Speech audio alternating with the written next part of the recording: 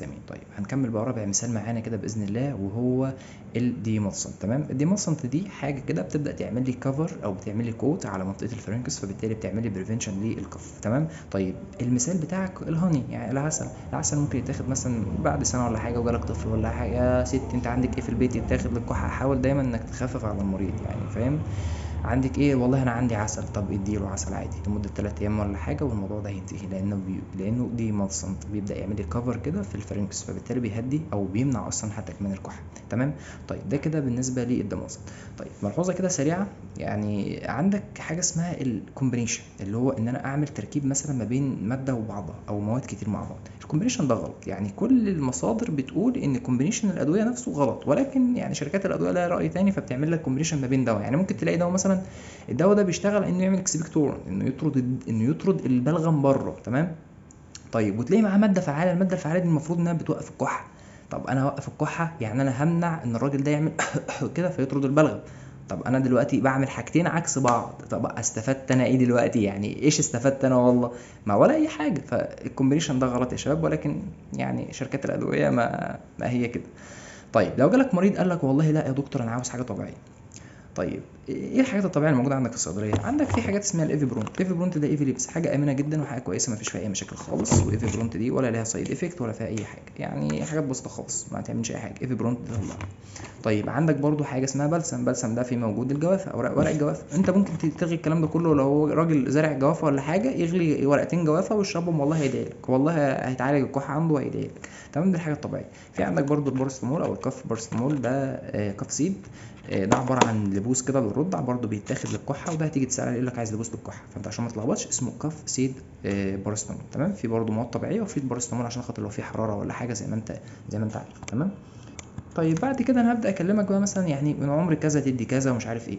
طبعا انت تحت ال6 سنين حاول دايما ما تطلعش حاجه سينثيتك، يعني حاول دايما على قد ما تقدر انك تطلع الحاجات الطبيعيه اللي تحت ال6 سنين. تمام.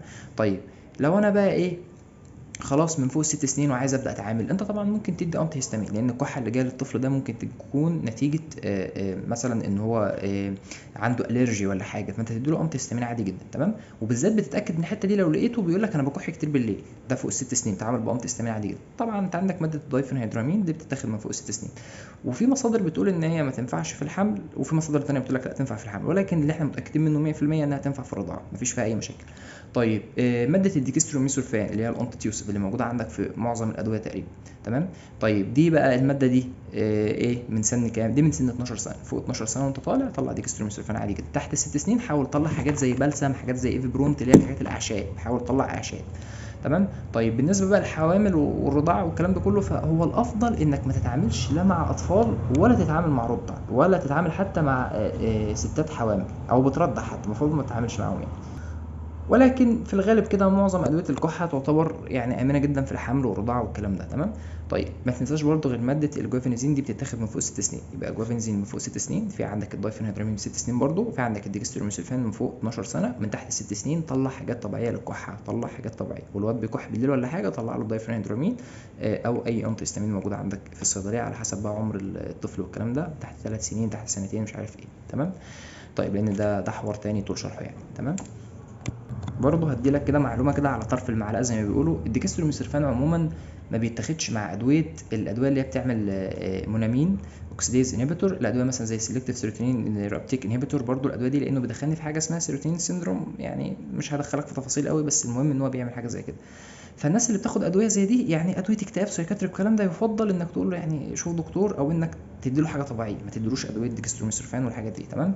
طيب ايه تاني برضو اللي انا عاوز اعرفك، خلي بالك الادويه اللي زي الديكستروميثورفان دي بتعمل لي اصلا ديبريشن في الريسبيراتوري، يعني هي بتعمل بتوقف كده الريسبيراتوري، بتعمل ديبريشن فيه، فبالتالي لو المريض عنده ازمه ولا حاجه، مريض ازماتيك، فانت المفروض ديكستروميثورفان ما تديلوش، ولكن الدراسات مش كافيه قوي، بس بيقول لك مريض الازمه عموما ما تتعاملش معاه، مالكش دعوه بيه. طيب لو مريض سكر يفضل انك تخليه يظبط السكر بتاعه الاول، وبعد كده يجي لك بقى تبقوا تتفاهموا كده ايه دكتور لمريض. تمام. والاطفال تحت 6 سنين حاول ما تطلعش ادويه، حاول تطلع حاجات طبيعيه زي بلسم ايفيبرونت الكلام ده كله. تمام. او انك تديله ياكل عسل، مفيش اي مشكله. فوق 6 سنين ابدا اتعامل بالادويه، مفيش اي مشكله خالص، مش هيحصل اي حاجه. الحمل امن مرحله للحمل تقدر تعمل فيها في اي دواء اللاست ترايمستر لو انت مشكك او موسوس، لكن قبل كده لا، ما تتعاملش خالص خالص خالص.